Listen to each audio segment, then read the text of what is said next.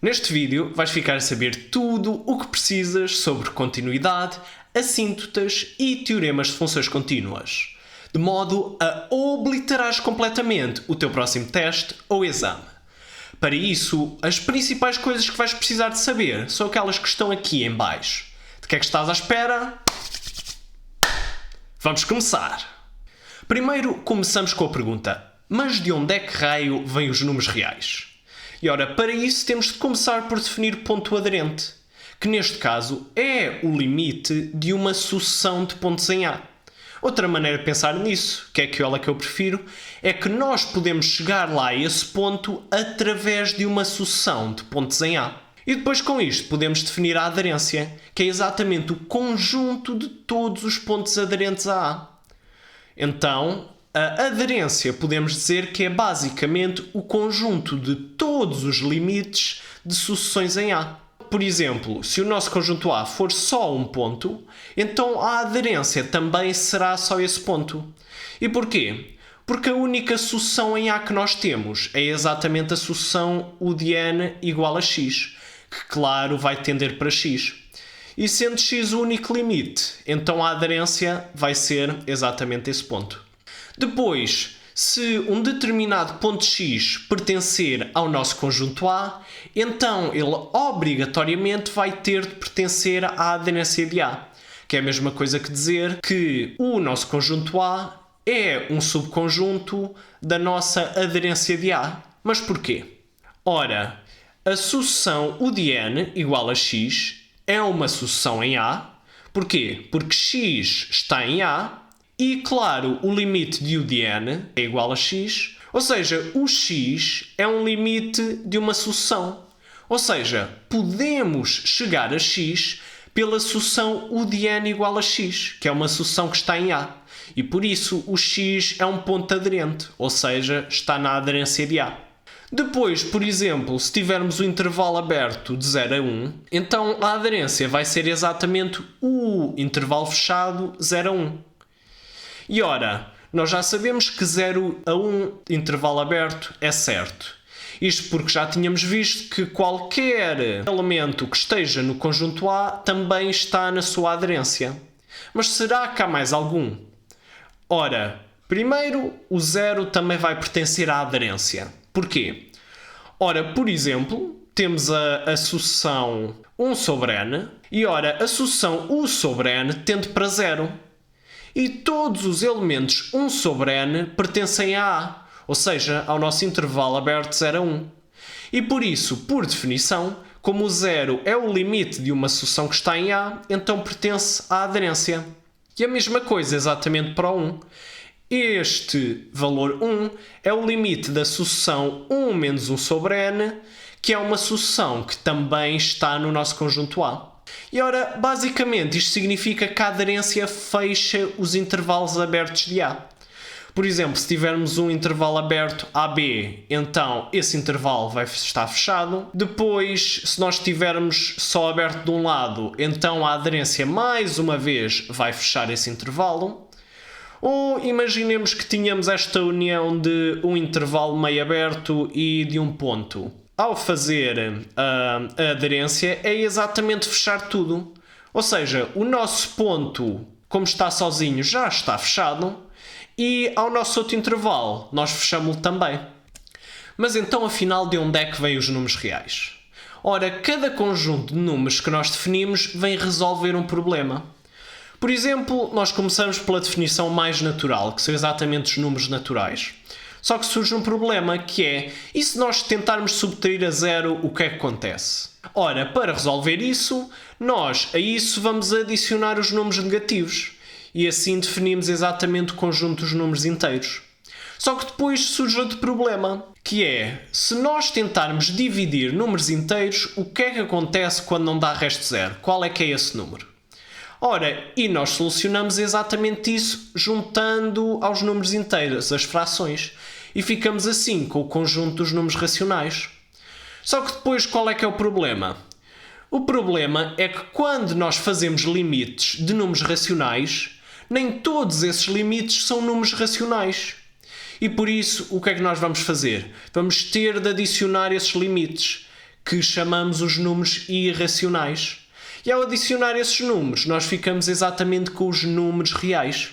De facto, qualquer irracional é o limite de uma sucessão de números racionais. Mas porquê?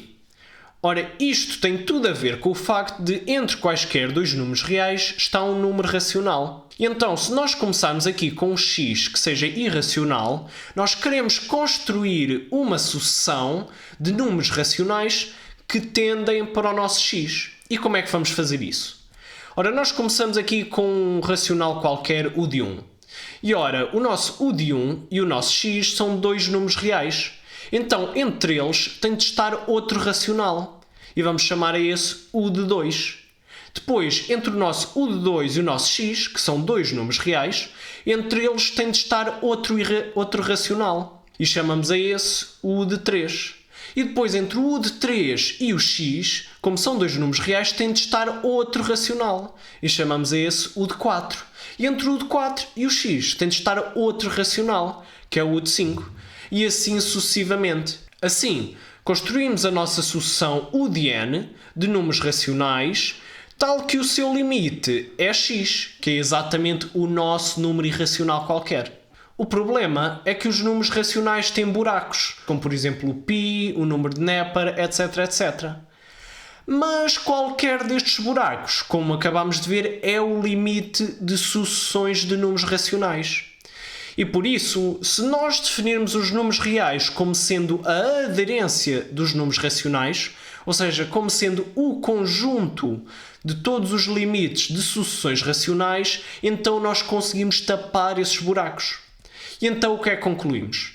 A aderência de A é simplesmente o conjunto de todos os limites de sucessões em A.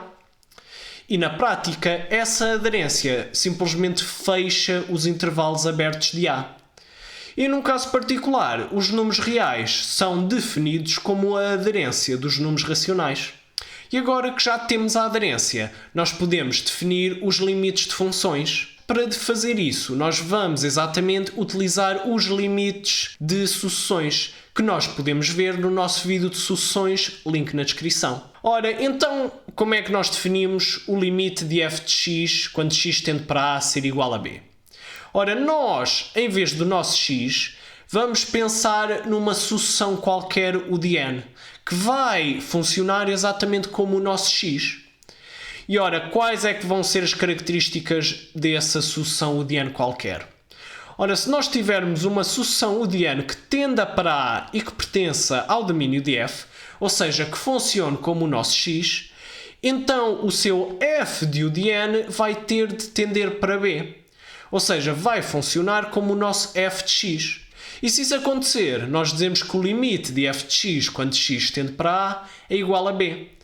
Outra maneira de dizer isto é que o limite de f de x quando x tende para A é simplesmente igual ao limite do f de u de n para qualquer sucessão u de n que satisfaça duas condições.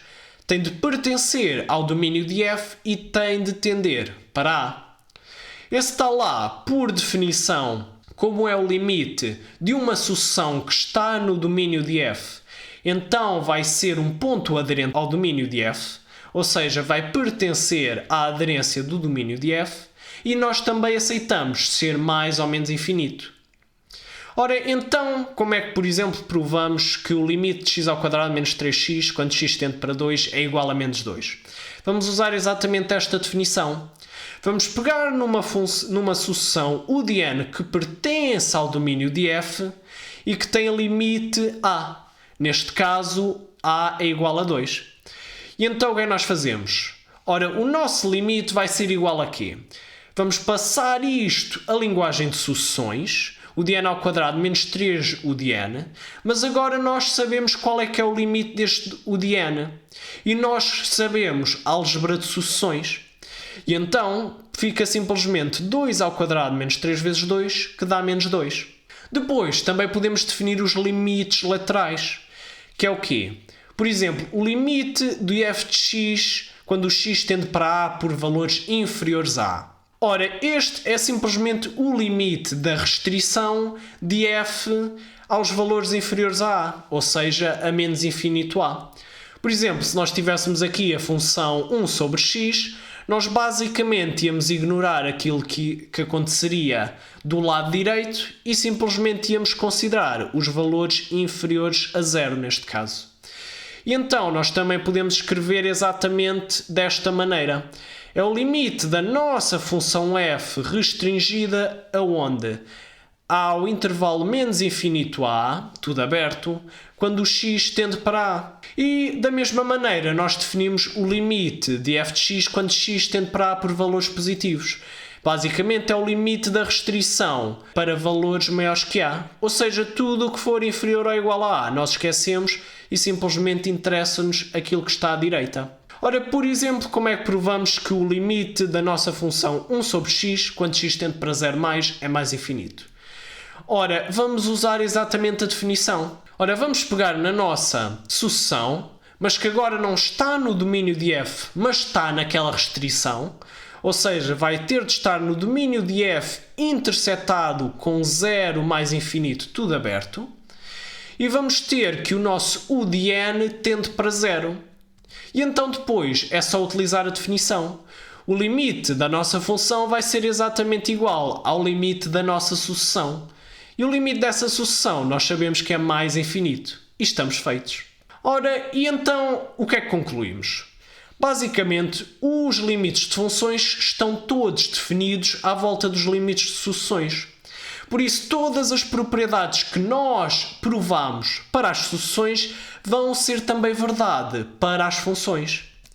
E então, por exemplo, os limites de funções são únicos. Bastaria usar a unicidade dos limites de sucessões. E depois também temos a álgebra de limites. Ou seja, o limite da soma é a soma dos limites, ou o limite do produto é o produto dos limites, ou então o limite da divisão é a divisão dos limites. E então, por exemplo, como é que provaríamos que o limite de x a tender para a de f vezes g é igual ao produto dos dois limites? Ora, primeiro nós vamos pegar na nossa sucessão qualquer o de n que tende para a e que está no domínio de f vezes g. Por isso também está no domínio de f e no domínio de g. Então o que é que vemos? Ora, o limite de f de x quando x tende para a, por definição, vai ter de ser igual ao limite de f de u de n. E a mesma coisa para o nosso g. E então o que é que nós fazemos? Começamos pelo limite nas funções, depois passamos pela definição à linguagem de sucessões, depois aplicamos a propriedade que nós sabemos das sucessões, porque afinal de contas f de u de n e g de u de n são apenas sucessões em si próprias. E então podemos passar de novo à linguagem de funções e ficamos exatamente com aquilo que nós queríamos. E ora, há outra propriedade que nós também herdamos das sucessões, que é o facto de que o quê? Se nós tivermos uma função cujo limite tende para 0 e a outra função é limitada, então o limite do produto vai ser igual a 0. Por exemplo, a função seno de x sobre x é simplesmente a multiplicação do quê? Da função seno de x vezes a função 1 sobre x. E ora, a função 1 sobre x tende para 0 quando o x tende para infinito. E depois, a nossa função seno de x é limitada, porque está entre menos 1 e 1. E então o que é que concluímos?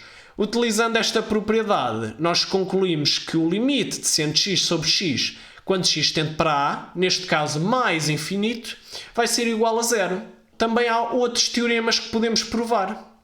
Por exemplo, quando o g de x é maior que o f de x, e a nossa função mais baixinha tende para mais infinito, ela vai empurrar a outra, a nossa função maior, e essa função maior também obrigatoriamente vai tender para mais infinito. Isto pode-se provar exatamente da mesma maneira, passando para a linguagem de sucessões, aplicando aquilo que sabemos de sucessões e voltando para trás.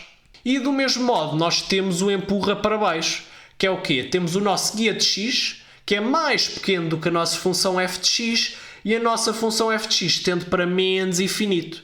E então vai ter de empurrar a outra. E depois há o teorema das funções enquadradas, que eu gosto de chamar o teorema da sanduíche, em que, por exemplo, a nossa função f de x é sempre maior que uma função g de x e é sempre menor que uma função h de x. E tanto a função g de x como h de x têm o mesmo limite. E então o que é que vai acontecer? Obrigatoriamente, como a nossa função está entre as duas, vai ser ensanduichada e obrigatoriamente vai ter o mesmo limite. Ora, e nós podemos utilizar este seno de x sobre x para provar mais uma vez que este limite, quando x tende para mais infinito, é zero. E como é que fazemos isso? Ora, primeiro, nós podemos ensanduichar o nosso seno de x sobre x entre o quê? Ora, como o nosso seno de x está entre menos 1 e 1, nós podemos ensanduichar a nossa função entre menos 1 sobre x e 1 sobre x. E depois, quais é que são os limites de cada uma das funções? Ora, o limite da função mais pequena tende para zero, a função maior também tende para zero, então vai ensanduichar a nossa função do meio e essa obrigatoriamente também vai tender para zero. Exatamente é esta a ideia. E então, rigorosamente, como é que nós demonstramos as propriedades de limites? Ora, nós vamos usar exatamente a nossa definição para fazer o quê? Para fazer a ponte entre a linguagem de funções e a linguagem de sucessões.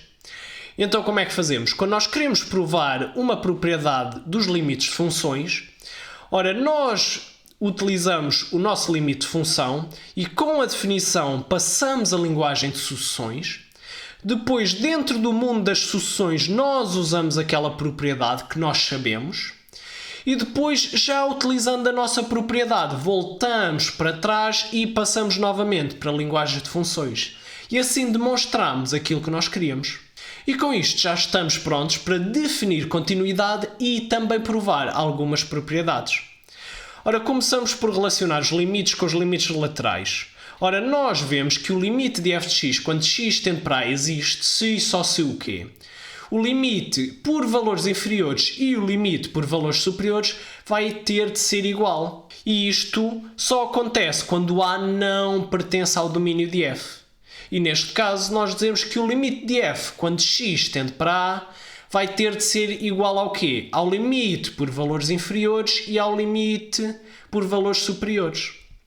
Por outro lado, o que acontece se o A está no domínio de f? Ora, neste caso, além do limite por um lado e pelo outro, estes ainda têm de ser iguais ao f de A. Ou seja, o limite de f quando x tende para A vai ter de ser igual ao quê? Ao limite por valores inferiores, que é igual ao limite por valores superiores, que é igual ao valor mesmo no ponto. Mas então porquê é que este limite tem obrigatoriamente de ser igual ao f de A quando o A pertence ao domínio?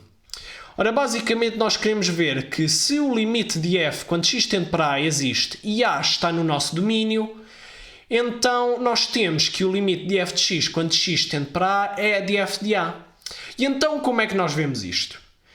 Ora, por definição, como o limite de f de x para A existe, então o que é que temos? Temos que o limite de f de x quando x tende para A é igual ao limite de f de u de n. E este u de n pode ser uma sucessão qualquer que o quê? Que pertença ao domínio de f e que tende para A. Mas ora, a sucessão u de n igual a A satisfaz essas duas coisas. Pertence ao domínio de f e também tende para A. E então podemos aplicar a definição.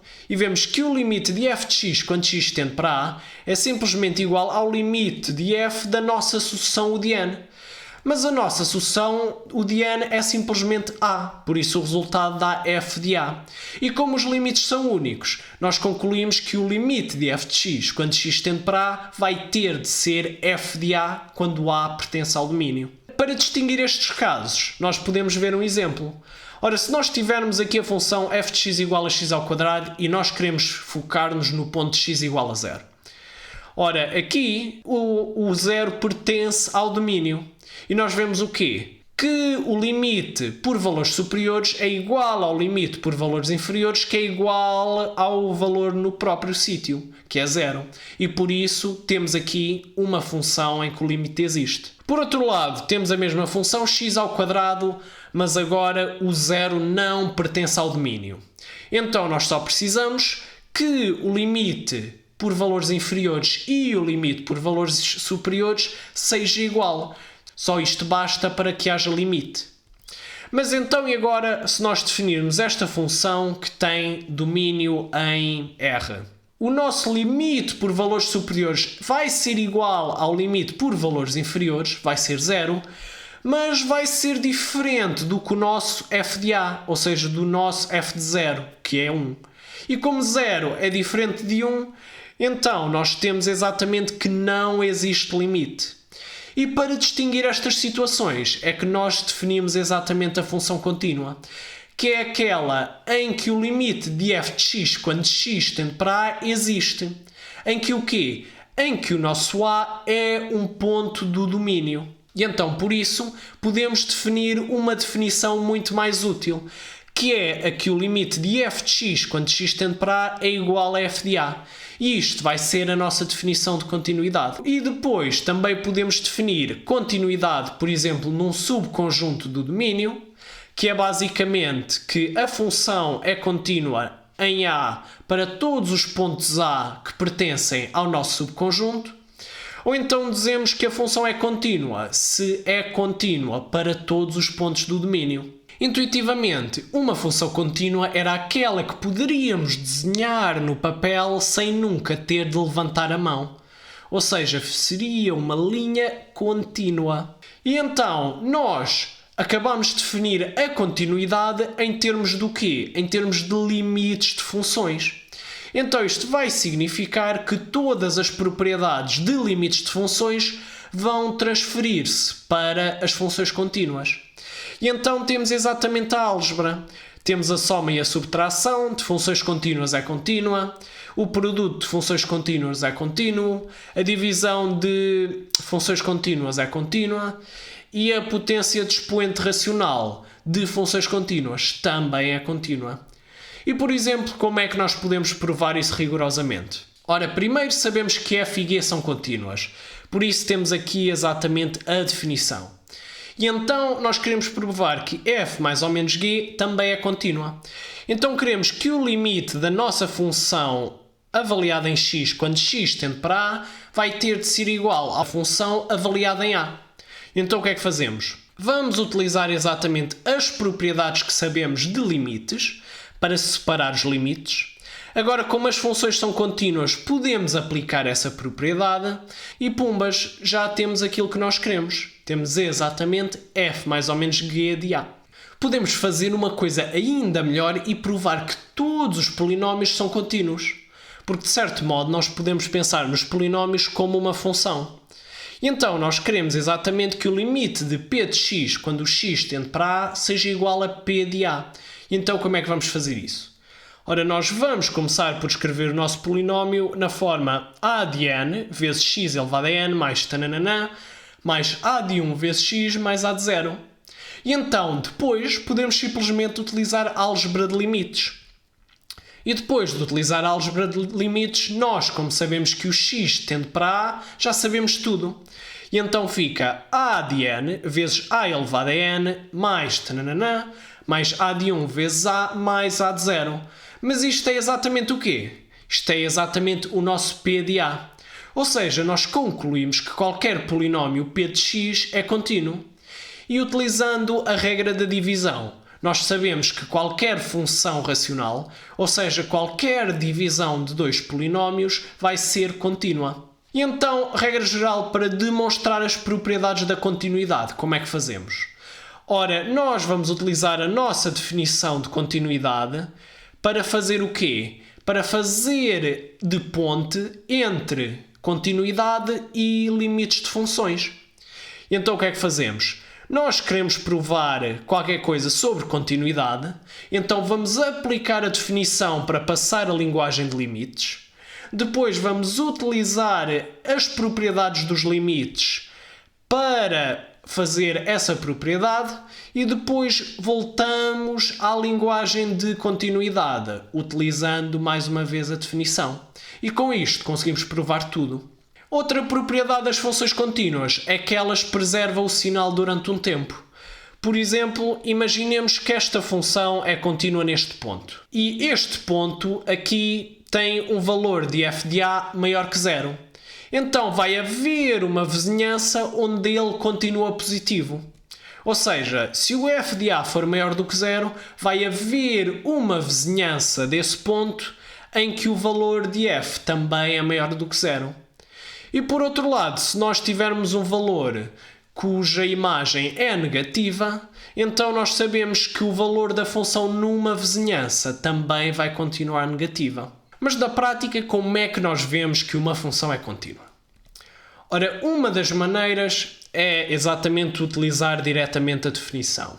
E este é mais comum naquelas demonstrações mais rigorosas para demonstrar propriedades. Outra que é bastante mais utilizada é exatamente a dos limites laterais, em que nós temos de provar que o limite de x a tender por valores inferiores é igual ao limite de f quando tende por valores superiores, que é igual ao valor exatamente naquele ponto. Isto é particularmente útil quando as funções estão definidas por ramos. E por isso, os nossos limites, por um lado, pelo outro e mesmo lá no ponto, podem ser funções diferentes. Mas depois há outra maneira também para fazer isso. Mas antes disso, nós temos de definir o limite da composta e também a respectiva continuidade. E então, como é que nós definimos que o limite de g composto com f, quando o x tende para a, é c? Ora, nós temos aqui o nosso sistema e nós queremos que quando o nosso x tenda para A, saia de lá o quê? Saia de lá um C. E então o que é que tem de acontecer aqui entre uma função e a outra para as coisas correrem bem? Ora, daqui da nossa função A vai ter de sair um B qualquer e depois do nosso B que sai dali, esse B vai ter de enfiar ali no G e vai ter de dar para sair C. Ou seja, isto é a mesma coisa que dizer que o limite do nosso f quando o x tende para A vai ter de ser B. E depois o limite do nosso g quando o x tende para B vai ter de ser o quê? C. Porque só assim, quando nós metermos na nossa máquina de composta o nosso A, vai sair exatamente o C. E então, como é que definimos a continuidade? Ora, nós queremos que o limite da nossa função, quando o x tende para A, seja igual ao valor da função avaliada no próprio ponto. E então, pensando na máquina, ora, nós queremos que entre um A e saia um G composto com f de A. E como é que fazemos isso? Ora, nós da nossa função f, nós fazemos entrar um A e sair de lá um f de A. E depois da nossa função G, nós vamos meter lá dentro um f de A e vai ser-nos o quê? Um G de f de A, ou seja, um G composto com f avaliado em A. E isto é o mesmo que dizer o quê? Que o limite de f de x quando x tende para A vai ter de ser f de A e o limite de g de x quando x tende para f de A vai ter de ser o quê? G de f de A. Só assim é que pela definição de limite da composta que acabámos de ver é que temos isto aqui em cima que nós queremos. Mas isto é exatamente a mesma coisa que dizer o quê? Este coisa de cima é exatamente a mesma coisa que dizer que f é contínua em A. E isto aqui em baixo é exatamente a definição de dizer que G é contínua em f de A. E só assim é que a nossa função composta vai ser contínua em A. Então, regra geral, qual é que vai ser a estratégia para mostrar que uma função é contínua? Ora, a estratégia vai ser ir de dentro para fora. E como é que vamos fazer?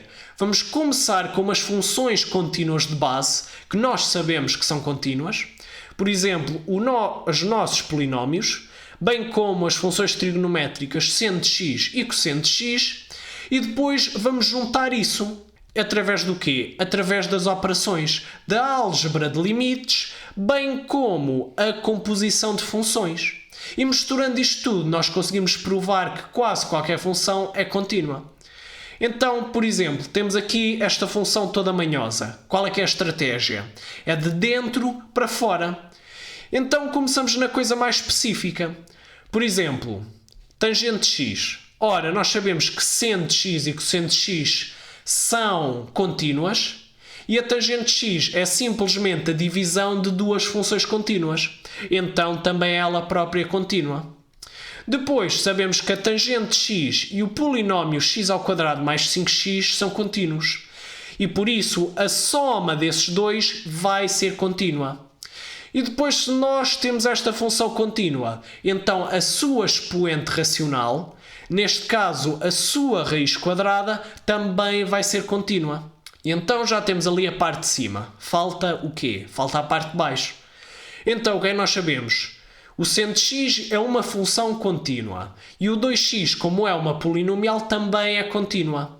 Então, pela continuidade da composta, o seno de 2x também é contínua. E então, pela divisão, sabemos que aquela expressão toda é contínua.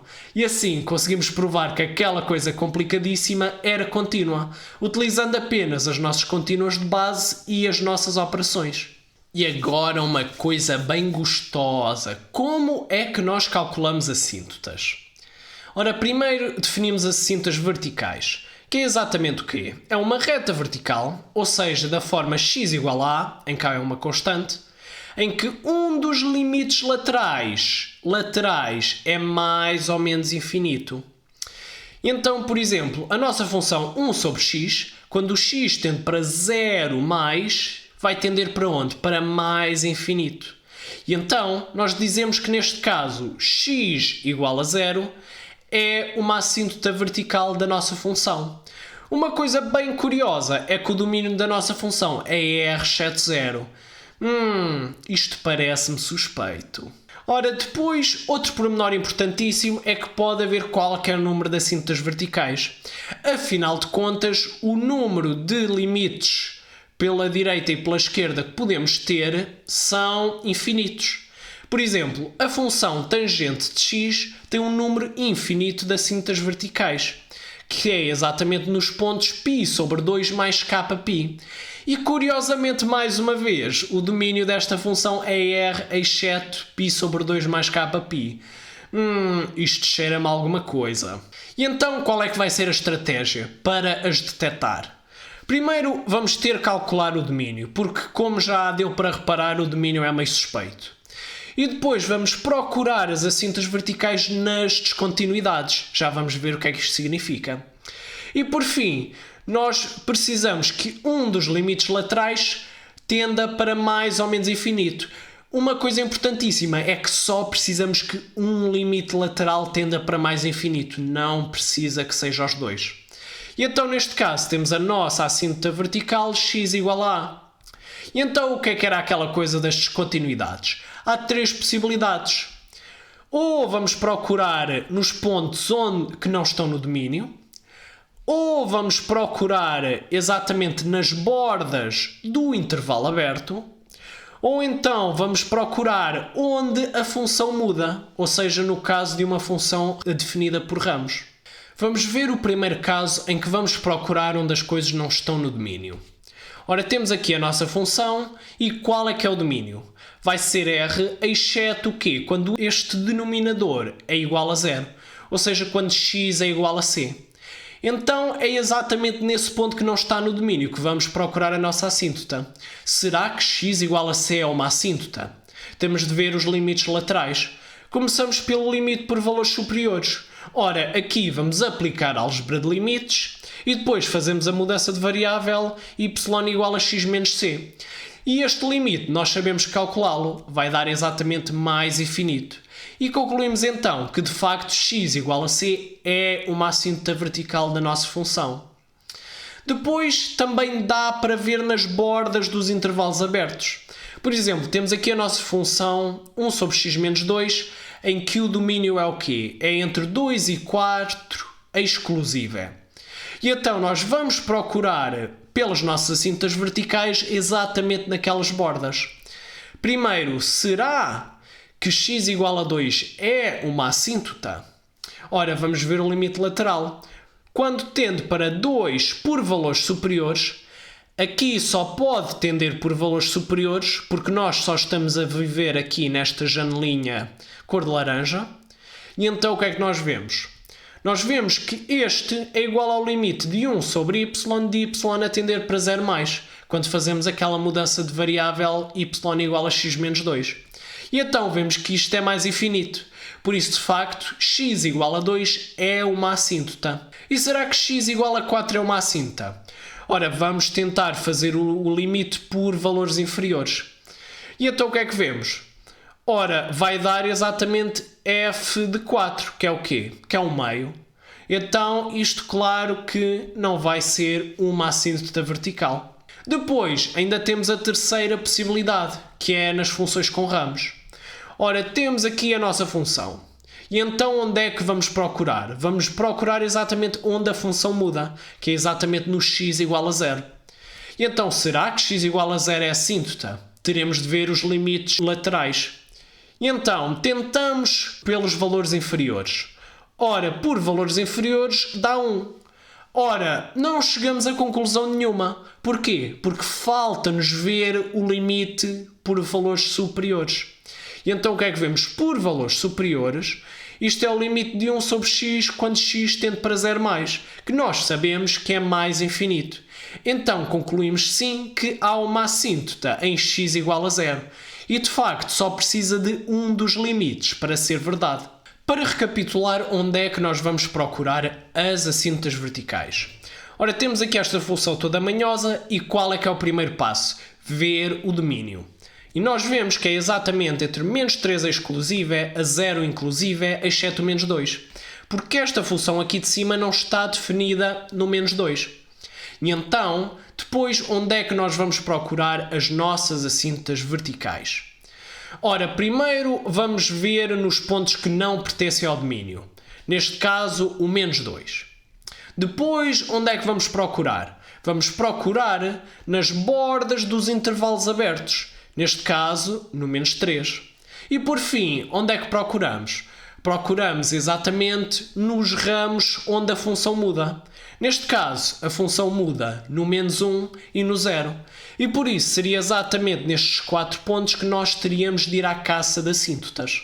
Depois também temos as assíntotas não verticais, ou seja, retas da forma y igual a mx mais b, tal que satisfazem o quê?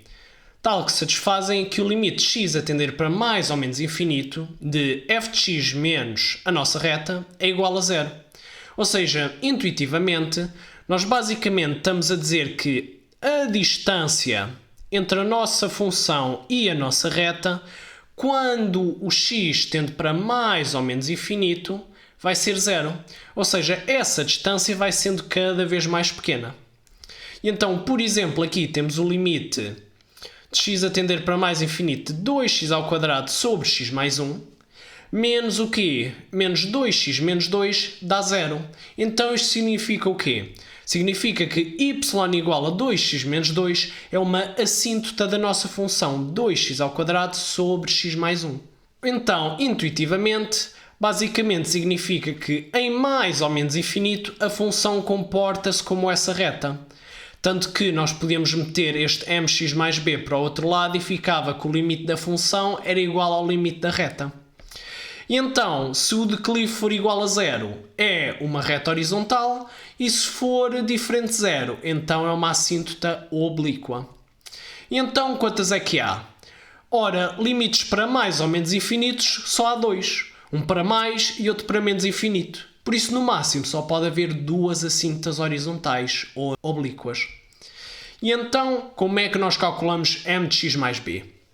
Ora, dizer que o limite de f de x menos m de x mais b é igual a 0 é a mesma coisa que dizer que os limites são iguais. E depois nós podemos reorganizar isto para isolar o m. E fica como?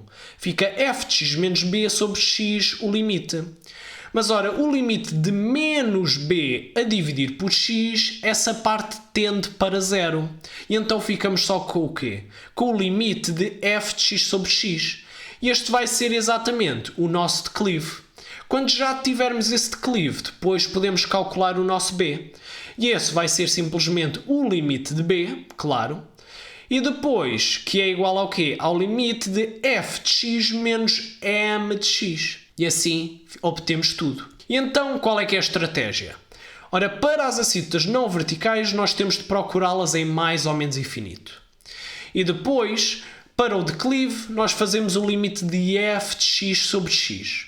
E por fim, para obter a ordenada na origem, fazemos exatamente o limite de f de x menos m vezes x. E com isto obtemos exatamente a nossa assíntota não vertical y igual a m vezes x mais b. E então na prática como é que fazemos? Ora, temos aqui mais uma vez a nossa função a mais b sobre x menos c e então queremos procurá-las no mais ou menos infinito. E então primeiro o m vai ser o limite da nossa função a dividir por x. E então o que é que vemos? Vemos que isto tende para zero, porque fica a sobre x, que tende para zero, e b sobre x ao quadrado menos cx, que também tende para zero. Depois, a nossa ordenada na origem b vai ser igual à nossa função menos o quê? Menos o declive vezes x, que dá zero. E então isto fica o quê? Ora, o nosso b sobre x menos c vai tender para zero e a única coisa que sobra vai ser a. Então, a nossa assíntota não vertical vai ser a assíntota horizontal y igual a a. Ou então, se por exemplo tivermos a função que está aqui. Então, fazemos a mesma coisa, procuramos no mais ou menos infinito. Neste caso, nós vamos tentar não separar o mais infinito e o menos infinito. Vamos tentar fazer tudo ao mesmo tempo de início. E se em alguma parte não der, temos de então de separar. Mas à partida é capaz de dar. Então o que aí nós vemos? Ora, fazemos o limite de f de x sobre x para dar exatamente o nosso declive e depois temos aqui um polinómio sobre o outro. Por isso vamos utilizar aquele truque que já vimos no nosso vídeo de limites, que é exatamente dividir pelo polinómio maior, ou seja, x ao cubo. E então aqui o que é que nós vemos? Nós vemos que todos os outros termos mais pequeninos vão o quê? Vão tender para zero. Tanto se fossem para mais infinito como se fossem para menos infinito. Por isso não interessa. E este valor dá igual a 2. Depois, para calcular a nossa ordenada na origem b, é fazer o limite de f de x menos m de x. E então, como é que fica? Como o nosso m é 2, fica menos 2x. E então depois é só fazer as contas e ficamos com este polinómio. Fazemos a técnica de há bocado e dá exatamente o quê? Dá o limite de menos 5 sobre x. Mas este limite, quando tende para mais ou para menos infinito, funciona para os dois casos, vai tender para quê? Vai tender exatamente para zero. Então, a conclusão, como o b, o m é igual a 2 e o b é igual a 0, então a única assíntota não vertical da nossa função é a reta y igual a 2x. Um exercício engraçadíssimo que se pode fazer é, por exemplo, este, em que nós nos perguntamos, descobre uma função f em que uma assíntota é x igual a 2 e a outra é y igual a 3. E qual é que é o segredo? O segredo é lembrar-nos que a função 1 sobre x tem as assíntotas x igual a 0 e y igual a 0. E então aquilo que nós teremos de fazer é exatamente transformações, como nós já vimos no nosso vídeo de funções, link na descrição. E então, para isso, nós temos de ir 2 para a direita, que é para a nossa assíntota x igual a 0 passar a x igual a 2, e temos de ir 3 para cima, para a nossa assíntota y igual a 0 passar a y igual a 3. E então, como é que fazemos isso matematicamente? Ora, para ir 2 para a direita, o nosso f de x passa a f de x menos 2. Porquê? Porque agora, antes o nosso f de 0 acontecia no x igual a 0, mas agora o nosso f de 0 acontece no x igual a 2, por isso move 2 unidades para a direita, e depois move 3 unidades para cima, ou seja, à nossa função f de x menos 2, ao nosso y, vamos juntar-lhe 3. E assim ficamos com o nosso resultado, que é exatamente 1 sobre x menos 2 mais 3. E claro, como tanto derivadas e continuidade falam a mesma língua, que é a língua dos limites, então claro que estão relacionados de alguma maneira, mas exatamente como? Ora, uma função, se for diferenciável num ponto, então também é contínua nesse ponto. Por exemplo, se nós tivéssemos a nossa função f que fosse diferenciável num ponto A, ou seja, se a derivada existisse nesse ponto.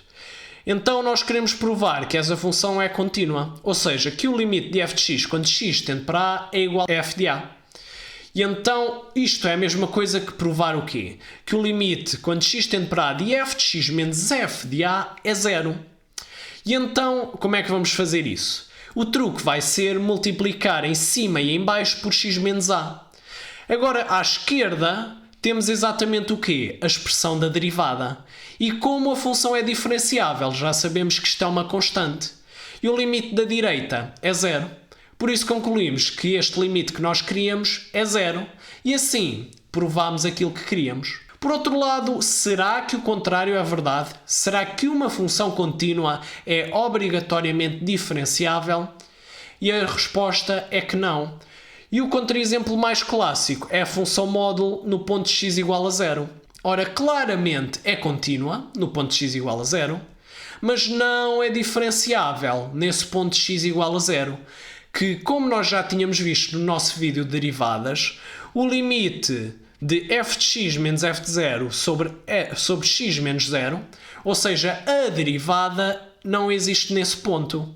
Porquê? Porque nós víamos que se fôssemos por um lado ou se fôssemos pelo outro, os limites eram diferentes. E por isso, claro, não existe. E então, se uma função diferenciável também é contínua, então podemos utilizar o contrarrecíproco e dizer o quê? Então, se uma função não é contínua, então não é derivável. Então, o que é que nós temos? Temos que, para demonstrar que uma função não é diferenciável, nós podemos mostrar que não é contínua. Ou seja, normalmente, para mostrar que uma função não era diferenciável, o que é que fazíamos? Fazíamos exatamente aquilo que fazíamos para a função módulo, que era mostrar o quê? Que o limite por valores inferiores é diferente do limite por valores superiores. E por isso, o limite que seria a nossa derivada não existe. Mas, por outro lado, se nós tivermos sorte e um bom olho, podemos provar o quê? Que a função não é contínua. Ou seja, que o limite de f de x quando x tende para A não existe. E como é que fazemos isso? Ora, há duas opções. Ou o limite por valores inferiores é diferente do limite por valores superiores, ou então o limite por valores inferiores e por valores superiores é igual, mas é diferente do que o valor lá mesmo no ponto. Então, por exemplo, se nós quiséssemos provar que esta função não é diferenciável, normalmente como é que faríamos? Utilizávamos exatamente a definição. Ora, fazíamos o limite por um lado, e qual é que era o limite por um lado? Ora, o limite de x ao quadrado menos 1 sobre x, podemos fazer a divisão num lado e no outro, fica o quê? Fica o limite de x, que é simplesmente 0, menos o limite de 1 sobre x, quando x tende para 0 menos. Este resultado dá exatamente mais infinito. Por outro lado, quando tende por 0 mais, vai tender para onde? Vai tender para menos infinito. E nós podemos ver aqui até pelas retas, em que quando tende por 0 menos, o nosso declive vai tender para mais infinito, enquanto quando tende por valores positivos, vai tender para menos infinito. E então a conclusão é que, como os limites são diferentes, não há limite. Logo, a função não é diferenciável em x igual a 0. Por outro lado, também podemos mostrar que não é contínua, porque neste caso, se nós tivermos bom olho, nós vemos, opa, esta função não é contínua. Por isso, podemos provar que ela não é contínua e, como não é contínua, também não é derivável. E então, vemos que o limite, tanto pelo lado direito como pelo lado esquerdo, é 0. Só que qual é que é o problema? O valor mesmo no ponto, x igual a 0, é 1, que é diferente do valor dos limites laterais. E então, isto significa que não existe limite. Ou seja, a função não é contínua em x igual a 0. E por isso também não é diferenciável em x igual a 0. Agora chegamos à melhor parte, os 3 teoremas lendários sobre funções contínuas. Ora, o primeiro é o teorema do Weierstrass, ou do valor extremo. E porquê do valor extremo? Porque uma função contínua num intervalo fechado AB é limitada e tem extremos absolutos. Que é a mesma coisa que dizer o quê? Que existe um C e um D no nosso intervalo, tal que o quê? Tal que para qualquer ponto da nossa função, o f de x está entre o quê? Está entre o f de c, ou seja, o nosso mínimo absoluto, e o nosso f de d, que é o nosso máximo absoluto. Mas então porquê é que precisamos que o intervalo seja fechado? Ora, porque se o intervalo fosse aberto, mesmo que a função fosse contínua nesse intervalo, nós podemos ter um contra-exemplo como este, em que nós vemos o quê? Em que nós vemos que a função não é limitada, pelo contrário, tem um contradomínio 1 até mais infinito. E então, para que é preciso intervalo fechado? É para evitar exatamente a possibilidade de haver assíntotas verticais, que fazem as coisas tenderem para mais infinito ou para menos infinito e não serem limitadas. E então, por que é contínua? Se não, podemos ter exatamente uma assíntota como tínhamos antes, só que depois metemos lá um ponto no sítio onde a assíntota está, só para fechar o intervalo. E então nós víamos de facto que o domínio é o intervalo 0,1, fechado, só que é descontínuo em x igual a 0 para tapar esse buraco. E então vemos que de facto não é limitada, ou seja, o nosso teorema não é verdade. E então, basicamente, ela tem de ser contínua, porque senão nós podemos fechar o intervalo que corresponde à assíntota. Depois temos o teorema de Bolzano-Cauchy, ou seja, o teorema dos valores intermédios, que nos diz o quê? Que se nós temos uma função contínua no intervalo fechado AB e nós tivermos um valor z que está entre um f de A e um f de B, então nós podemos arranjar um C, tal que o quê? O f de C seja exatamente esse z. Mas isto é tanta coisa que uma pessoa nem percebe um carpal. Como é que podemos pensar de uma maneira muito mais fácil? Se para f ir de f de A para f de B, então vai ter de passar por todos os pontos entre f de A e f de B. Então, se nós tivermos aqui a nossa imagem com os nossos dois pontos, e o que é que o teorema nos diz? Diz-nos que para irmos de um ponto ao outro, nós vamos ter de passar por todos os pontos que estão entre FA e f de B. E então, nós podemos tentar fazer uma reta e passamos por todos os pontos. Podemos tentar ser mais criativos, passamos por todos os pontos à mesma. Mais ainda, não. E até podemos tentar ser malucos e mesmo assim não dá. Inevitavelmente, qual seja a função, vai sempre passar por todos os valores entre f de A e f de B. Então, na prática, o teorema significa que se nós escolhermos ali um z qualquer que esteja naquele espaço entre o f de A e o f de B, então nós de certeza que vamos arranjar um ponto C tal que o quê? Tal que o f de C seja exatamente esse z. Porquê? Porque a função vai ter de passar por todos os pontos entre f de A e f de B. Por isso, vai de certeza passar pelo nosso z. E então, porquê é que o nosso intervalo tem de ser fechado? Porque nós queremos que o nosso f de A e f de B existam, para nós podermos escolher um z entre eles. Mas nós podemos aplicar isso a uma restrição. Por exemplo, a função 1 sobre x, se nós restringirmos a nossa função, por exemplo, ao intervalo 0.1 a 1, então este é um intervalo fechado e então podemos aplicar o nosso teorema nesta restrição. E depois, porquê é que é uma função contínua? Ora, porque senão podemos ter trafolhices como esta, em que o que é que acontece?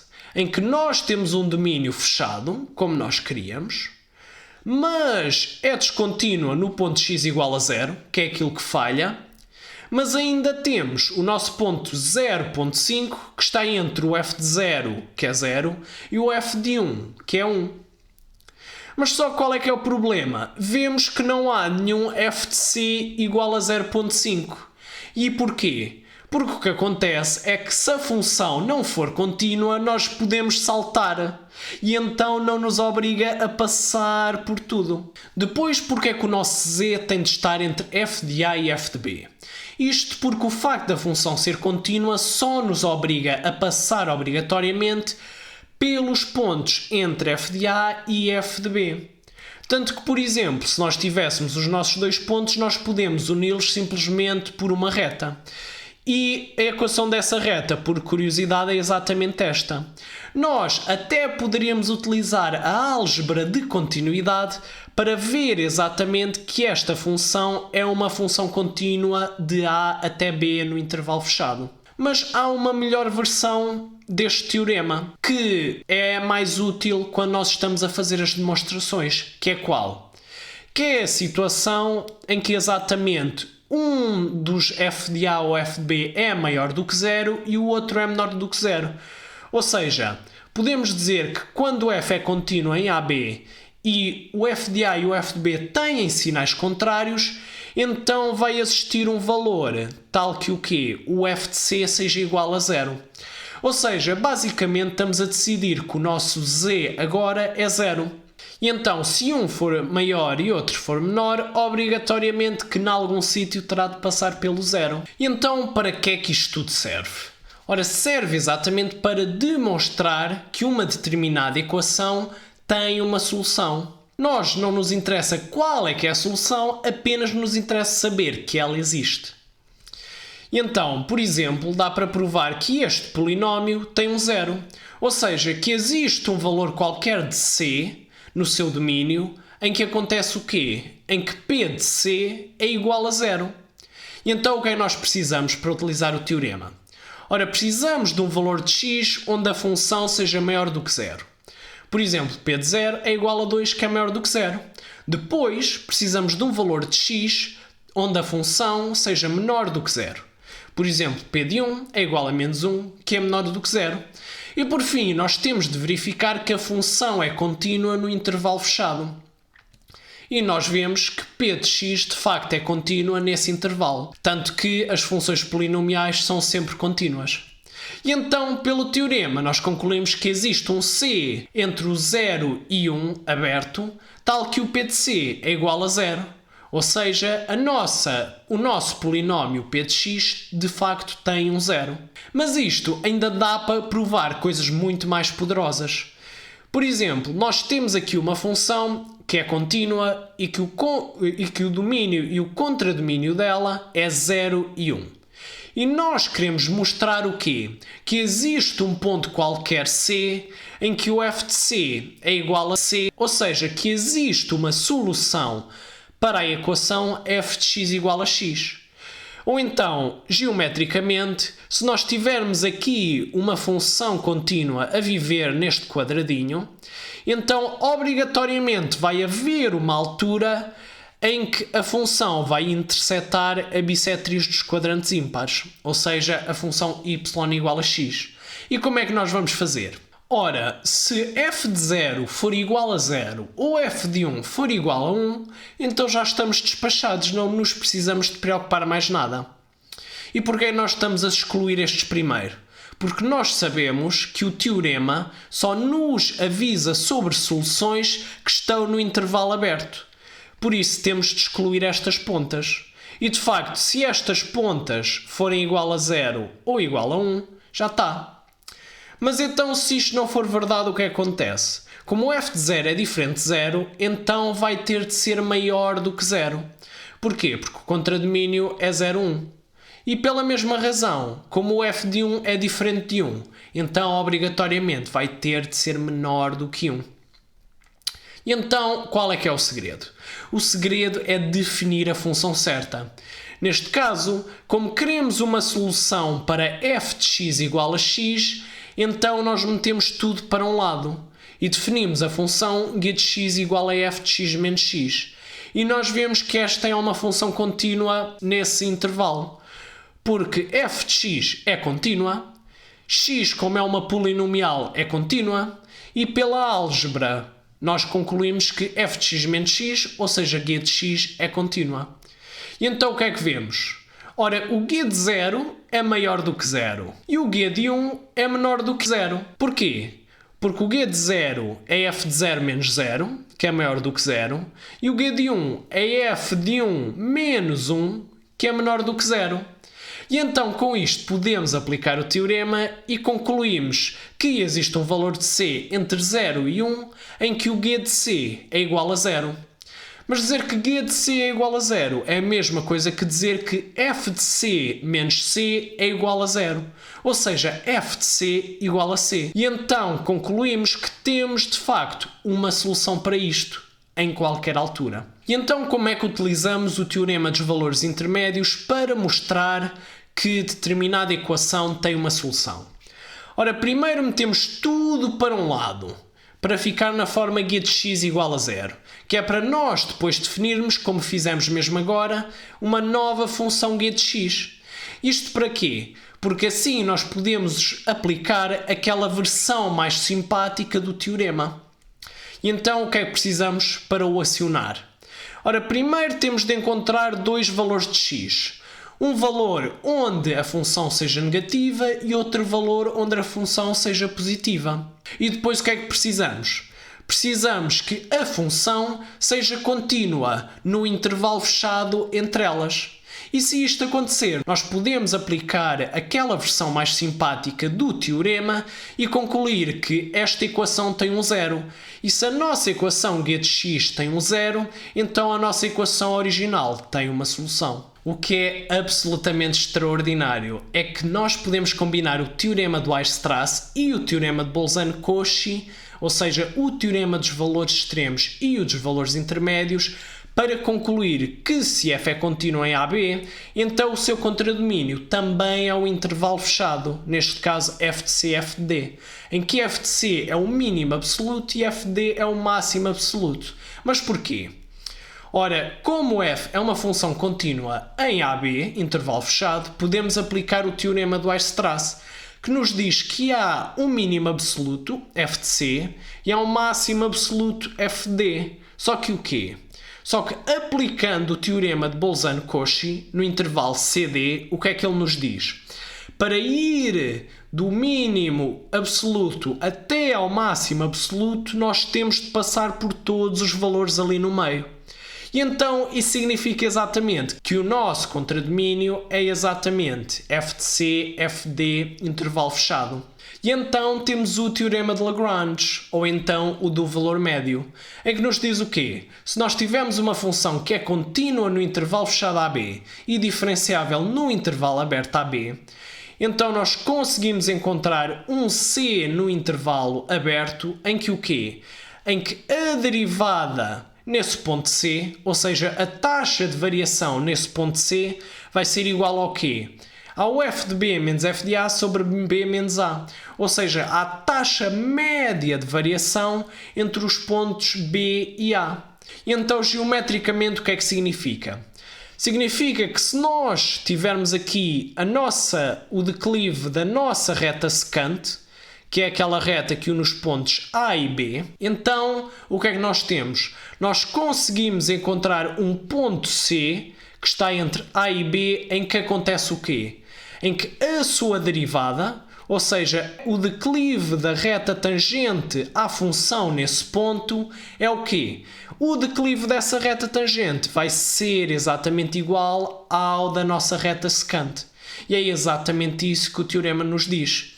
Que se nós tivermos aquela secante entre A e B, então nós conseguimos encontrar um ponto qualquer entre A e B, tal que a derivada desse ponto, ou seja, o declive da tangente nesse ponto, seja igual a essa secante. E então, porquê é que tem de ser diferenciável no intervalo aberto? Ora, isto é porque nós queremos que a derivada esteja definida para todo o C que esteja no intervalo aberto. É tão simples quanto isso. E depois, porque nós queremos que seja contínua em AB? Ora, nós já sabemos que vai ter de ser contínua no intervalo aberto. Porquê? Porque se é diferenciável no intervalo aberto, então já tínhamos visto que obrigatoriamente também vai ser contínua. Então, isto reduz-se à questão porque é que tem de ser contínua no ponto final e no ponto inicial. Isto é exatamente para evitar situações como esta, em que o que é que acontece? Em que a taxa média de variação, por exemplo, é zero, porque o declive desta reta secante, que é uma reta horizontal, é zero, Mas depois, em qualquer ponto do intervalo aberto 0, 1, a derivada é menos 1.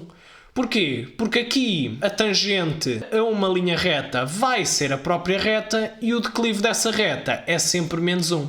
E o que vemos é que para todos os pontos do intervalo aberto, o valor da derivada é diferente do valor da taxa média de variação.